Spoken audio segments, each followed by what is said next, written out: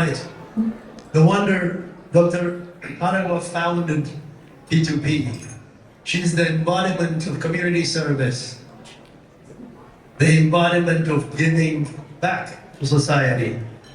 Once again, thank you, Dr. Aragwa, for your lifelong dedication to serving this community in many ways that I can count. So thank you.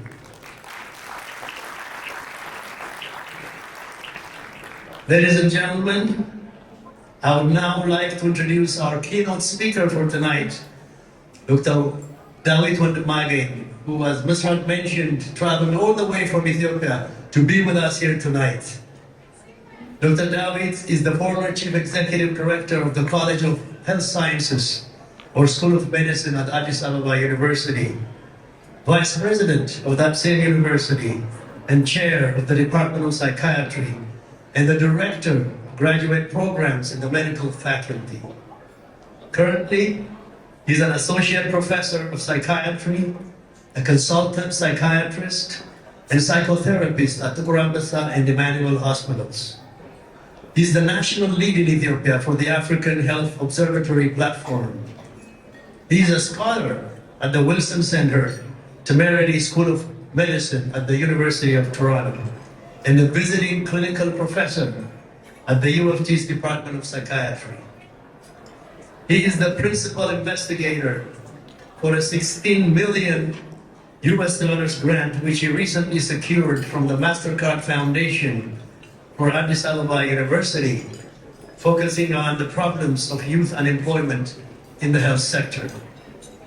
Dr. David co-chairs the University of Toronto and Addis Ababa University's academic collaboration that develops postgraduate subspecialty training programs in numerous areas of the health sciences and other disciplines. In addition, Dr. David is a candidate at the Toronto Institute of Contemporary Psychoanalysis. Through his numerous engagements as a clinical and health systems leader, a global mental health expert, interpersonal psychotherapy or IPT expert, and researcher, he's helping to decrease stigma and improve access to mental health care. His research interests include healthcare policy and service development, psychotherapy adaptation, morality, and trust culture of psychiatry. Dr. David has culturally adapted interpersonal psychotherapy for Ethiopia, and he has published over 50 well-acclaimed papers in the areas of global mental health, family medicine, medical ethics, psychotherapy, knowledge translation, and postpartum depression.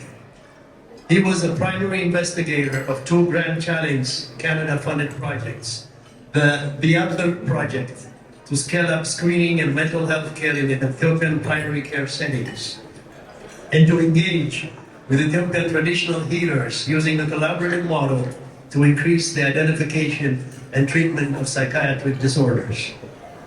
Actually, the BerhanTV project has enabled the training of more than 500 Ethiopian primary care nurses in interpersonal psychiatry. Dr. David's resume is unbelievable. He is also a poet, a published poet, and he has published a book of poems entitled Bet Yemetu Hasavich. Not only that, he's also the author of two highly acclaimed books in Amharic, Alamanor and Alamaok. He recently set up a new and highly regarded mental hospital in Ethiopia called Gize, which has quickly garnered a reputation as an excellent center for mental health care in the country.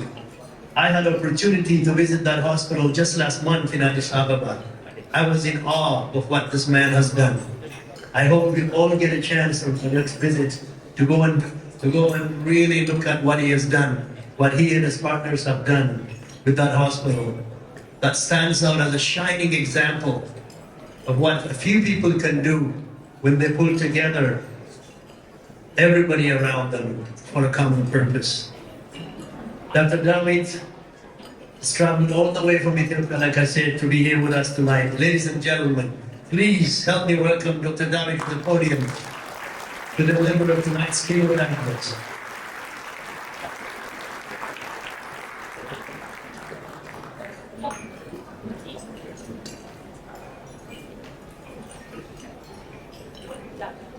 Thank you so much, Joe. That was a very kind introduction.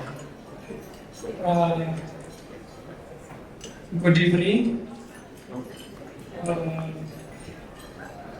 I have done keynote speeches before, mostly in academic circles and meetings, but this one is quite a personal one for me, because what you didn't hear in that introduction is the fact that I once was a sponsored child myself.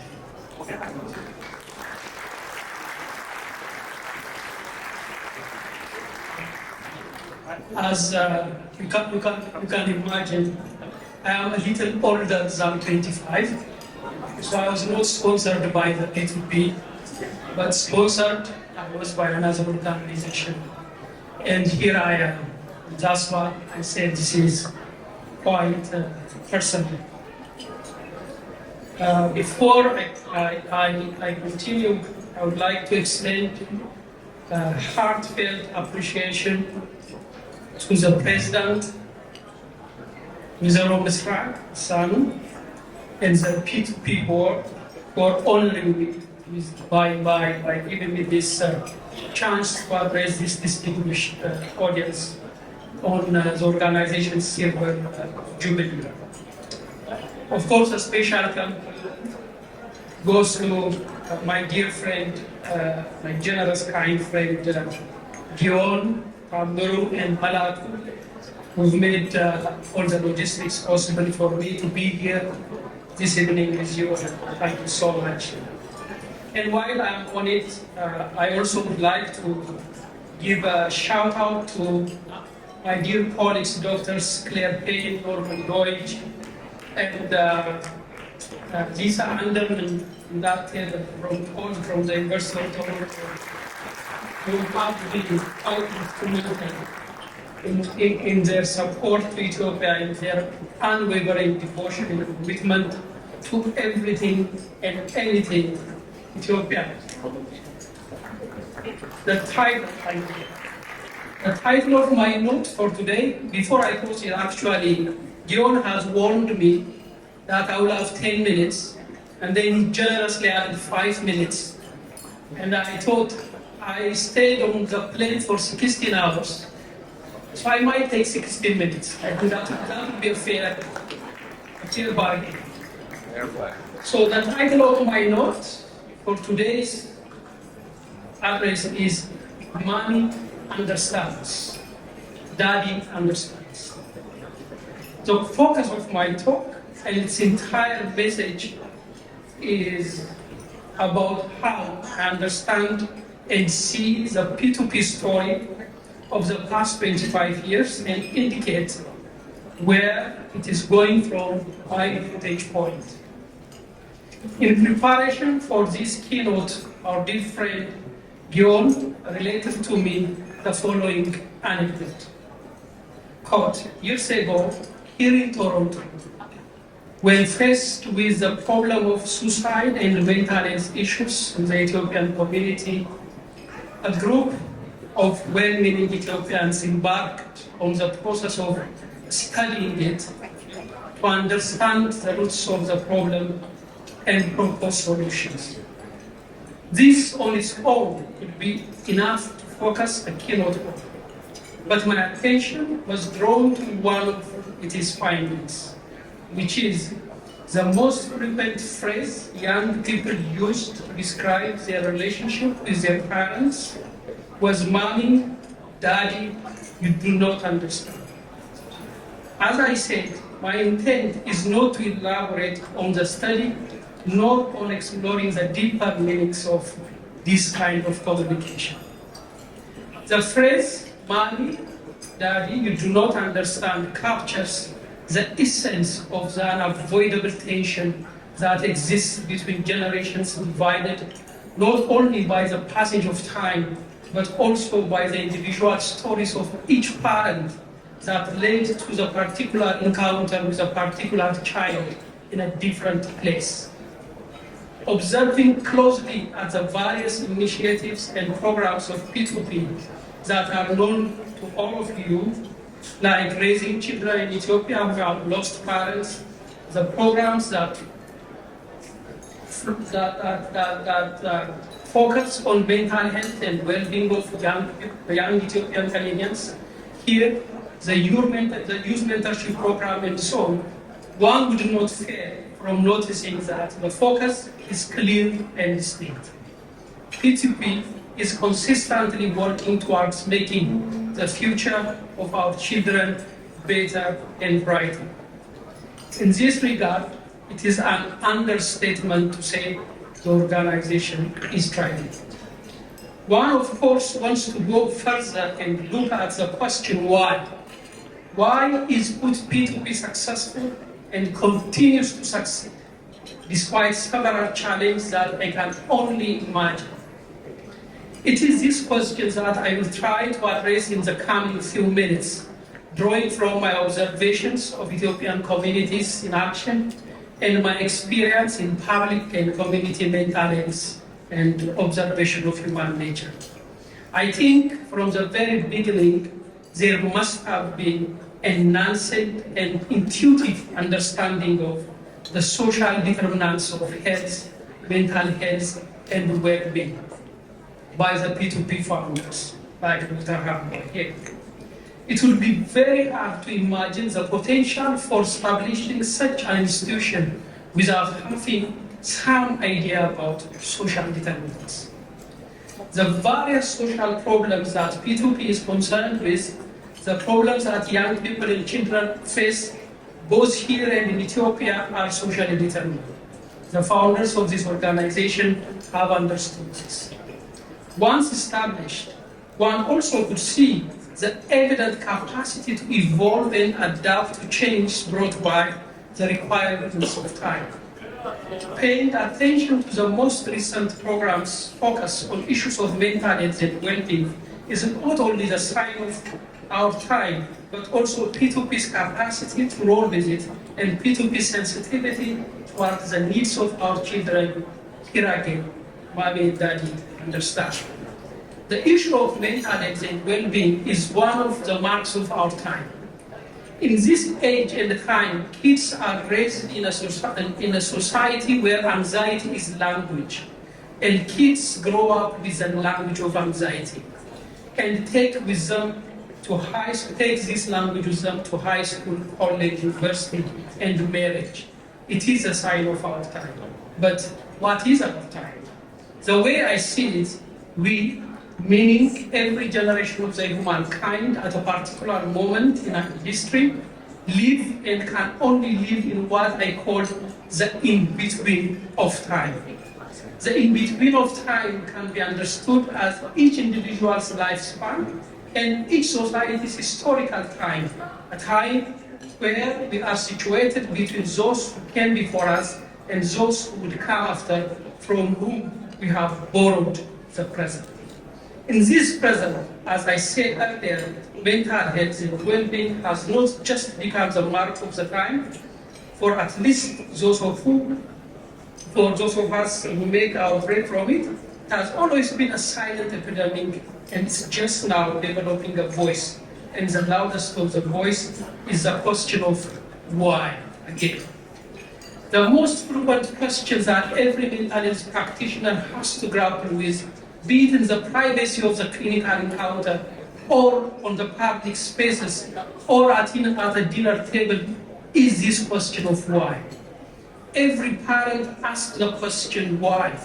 Why is my child, for whose sake I have sacrificed a lot, turned out like this? Or, what is it that I did that was right or wrong for my child to be or not to be like this or that? Questions filled with despair, hope, and bewilderment. Every young person who also asks the same question, what is wrong with me, doctor? Or I think I have this and give me this to fix it. Or most commonly, please fix me, I have a problem. Questions that range from appeal to guilt to confusion. We as practitioners try to figure out a way for each individual based on their specific idiosyncrasies, as there are no ready-made solutions to life's problems. While knowing very well that the problems of mental health and well-being, even though they are presented by the individual to the clinic, but they are carried by society in society. It is in the breakdown in the values and relations of society that drain the resources out of the individual, leaving each individual to face the inevitable adversities of life alone. That keeps fueling this silent epidemic. Then if mental health and mental well-being are problems are socially determined, then how can one heal and how can mental health well-being could be positively promoted? For a problem that is socially determined, the solution can only be sanctioned socially. It is a no-brainer. Ethiopians have, for me at least, an age-old solution for this and other problems of life. The understanding that healing is possible through the formation of social institutions is an old Ethiopian knowledge, practice, and way of surviving. One must wonder how Ethiopian society survived and keeps surviving the various trials and tribulations across time. How do we continue to manage cycles of war, pandemics, famine, irresponsible governance, and so on, without breaking up into pieces? And most importantly, how do people live under such circumstances? The answer, I think, is our mastery in the art of forming strong but small social institutions as ties that bind us together, stronger than the ties that threaten to sweep us away. We heal because we are tied together by the rivers of local, small, informal, and formal institutions that keep flowing. P2P is one such institution in this long tradition of coming together in groups to do one's share. This tradition of feeling as a function of institutions is of course imprinted in each Ethiopian child's development. I could go as far as arguing there may be an epigenetic endowment towards this tendency to associate. This is for the young researchers in the context. The expectations that one has to carry those younger than oneself is well known to the older Ethiopians in the room, and a challenge to understand for the younger ones. What I'm talking about is a very common child rearing practice in Ethiopia of mother baptism, where every child learns as soon as they have developed the necessary capacities to do it. Each child has the responsibility of caring for younger siblings, even if sometimes this means carrying one's younger sibling on one's back in order to provide them the space to rest and keep growing. With time, carrying the young translates into caring for the weak, the sick, the vulnerable to help them heal and survive. Here again, we can see P2P has traces of the imprints of this expectation all over its programs. The other reason why healing through institutions is demonstrated is the capacity for focus and belief that institutions provide.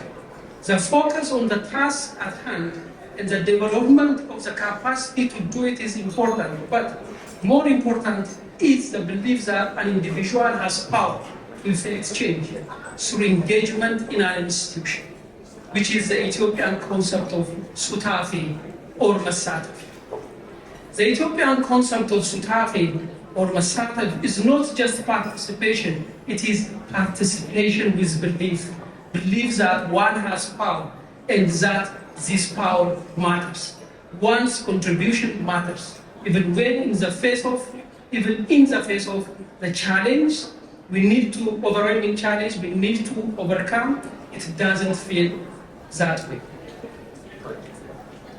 Even if the challenge that doesn't feel that way.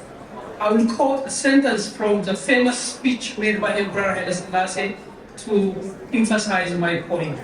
In his failed appeal to the League of Nations to intervene against Italy's invasion of Ethiopia, he said, quote, "Throughout history, it is the action of those who should not have acted, the inaction of those who should have acted, the indifference of those who should have known better that helped evil to triumph." He was saying, even indifference has impact, but with Sutafe, one could effect a positive change. P2P as a platform for Sutafe does that brilliantly. In summary, at the risk of sounding flattery, I say this. The way I understand it, P2P as an Ethiopian-Canadian organization, it is a type of a healing institution, where Ethiopians, when faced with their fate in their two homes, they came together to heal themselves. Ethiopians, standing in the face of adversity, chose to believe, participate, and impact change. Ethiopians, standing between two worlds, when challenged to choose where there is no choice, avoided a standoff and chose to understand each word and what each gives and holds from them. Ethiopians, they chose to understand the reality that we are a society that has problems and continues to have them. But the only recourse we have is to lean on each other and deal with it with the belief that the only real resource we have is each other, as my dear colleague, Professor Payne says.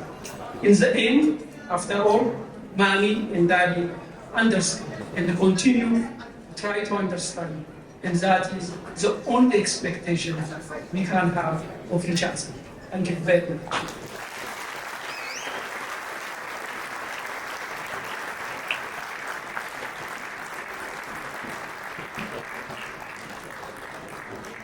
Wow.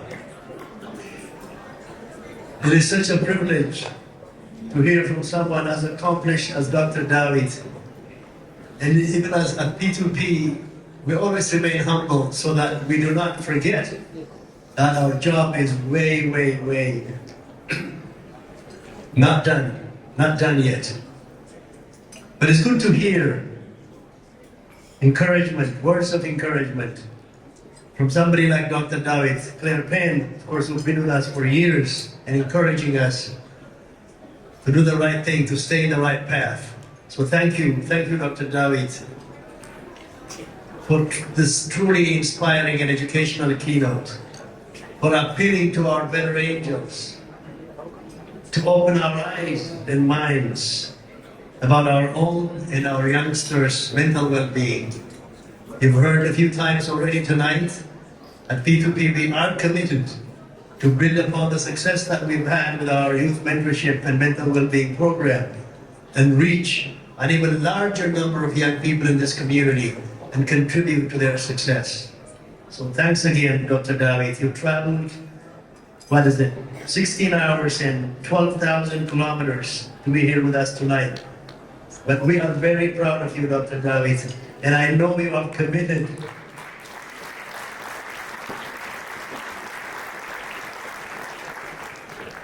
Dr. David has committed to be a resident advisor to us in our youth mental well-being program, pro bono. So thank you again. Now, I also want to acknowledge Dr. Anzana Habte, who's also sitting the same area like Dr. David. He's with us here tonight from the United States.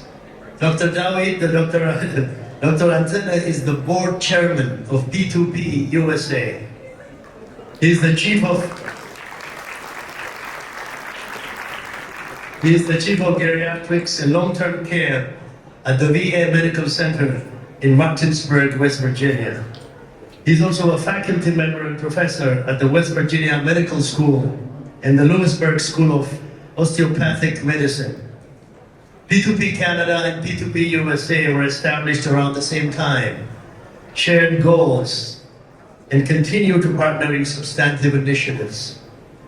P2P USA is primarily composed of highly qualified medical professionals in related fields. And over the past 25 years, P2P USA and its partners have done extensive and transformative work in helping build the capacity of the healthcare system in Ethiopia in many respects.